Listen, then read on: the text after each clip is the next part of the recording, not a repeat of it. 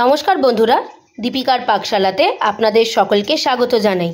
আবারও চলে এসেছি নতুন একটি রেসিপির সাথে। আজকে আপনাদের সাথে শেয়ার করব লাল বকফুলের বড়া। সাদা বকফুলের বড়া আমরা কম বেশি সকলেই খেয়ে থাকি, তবে আমাদের এদিকে প্রচুর পরিমাণে লাল বকফুল পাওয়া যায়। সেই লাল বকফুল দিয়েই আমি আজকে আপনাদের সাথে শেয়ার করব গরম ডাল বা ভাতের সাথে বা সন্ধ্যায় চা বা কফির সাথে খাওয়ার মতো সুন্দর সুস্বাদু বকফুলের বড়া। আমি আজকে যেভাবে এই রেসিপিটি আপনাদের সাথে শেয়ার করছি, আশা করি অবশ্যই আপনাদের ভালো লাগবে।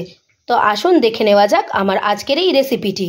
লাল বকফুলের বড়া বানিয়ে নেওয়ার জন্য আমি এখানে নিয়েছি বেশ কিছুটা লাল বকফুল। প্রথমে আমি বকফুলের মাঝখান থেকে এই বোটাগুলোকে বের করে নেব।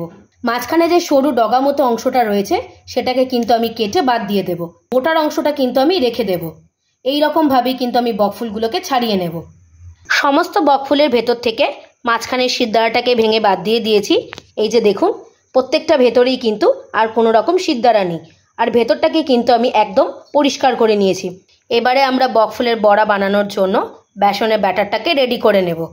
তার জন্য আমি বাটিতে এখানে দিচ্ছি 4 চামচ মতো বেসন। এবারে বেসনের উপরে দেব পরিমাণ অনুযায়ী কালো জিরে, হাফ চামচ লাল লঙ্কার গুঁড়ো, খুব সামান্য পরিমাণে একটু হলুদ, স্বাদ অনুযায়ী লবণ।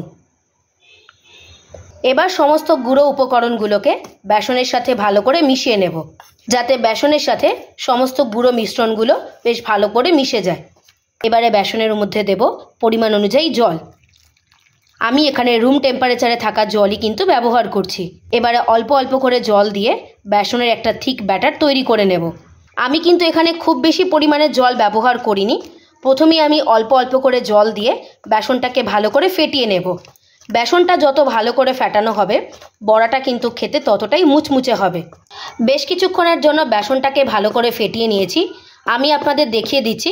এই যে দেখুন, বেসনটা কি সুন্দর উপর থেকে নিচে পড়ে যাচ্ছে। ঠিক এই রকম থিকনেসেই কিন্তু বেসনটাকে রেডি করে নিতে হবে। একদম পাতলাও হবে না, আবার ঘনও হবে না।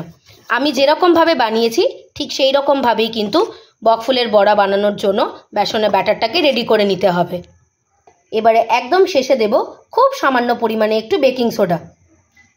বেকিং সোডার সাথে বেসনের ব্যাটারটাকে আবারও বেশ ভালো করে মিশিয়ে নেব। বেকিং সোডা কিন্তু সবসময় একদম শেষেই ব্যবহার করবেন। বেকিং সোডার সাথেও বেসনটাকে বেশ কিছুক্ষণের জন্য ফেটিয়ে নিয়েছি। বড়া বানিয়ে নেওয়ার জন্য বেসনের ব্যাটার আমাদের একদম তৈরি হয়ে গিয়েছে। এবারে আমরা বড়াগুলোকে ভেজে নেব। বকফুলের বড়া ভেজে নেওয়ার জন্য প্রথমে কড়াইয়ে দিলাম বেশ কিছুটা সাদা তেল। আমি আজকে এই বড়াগুলো সাদা তেলে বানাচ্ছি, তবে আপনারা চাইলে সর্ষের তেলেও ভেজে নিতে পারেন। তেল ভালো মতো গরম হয়ে গেছে।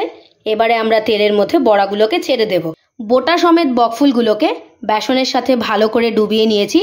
এবারে এই ডুবিয়ে নেওয়া বকফুলগুলোকে তেলের মধ্যে ছেড়ে দেব। একটা একটা করে সমস্ত বকফুলগুলোকেই তেলের মধ্যে ছেড়ে দেব। এইভাবে যদি বোটা সমেত বকফুলগুলোকে ভাজা হয় তাহলে বকফুলগুলো কিন্তু ভাজার সময় ছেড়ে যায় না। একটা একটা করে সমস্ত বকফুলগুলোকে তেলের মধ্যে ছেড়ে দিয়েছি। এই সময় কিন্তু গ্যাসের ফ্লেমটাকে লোতেই রেখেছি। লো ফ্লেমে বকফুলের একটা পিঠ বেশ ভালো করে ভেজে নেব। একটা পিঠ ভালো করে ভেজে নিয়েছি।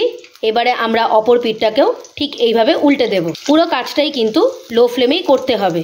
যে কোনো ভাজাভুজি যদি লো ফ্লেমে করা হয় তাহলে সেটা কিন্তু ভীষণই মুচমুচে হয়। এবারে অপর পিঠটাকেও লো ফ্লেমে বেশ ভালো করে হতে দেব। বড়ার দুটো পিঠ বেশ উল্টে পাল্টে লাল লাল করে ভেজে নিয়েছি।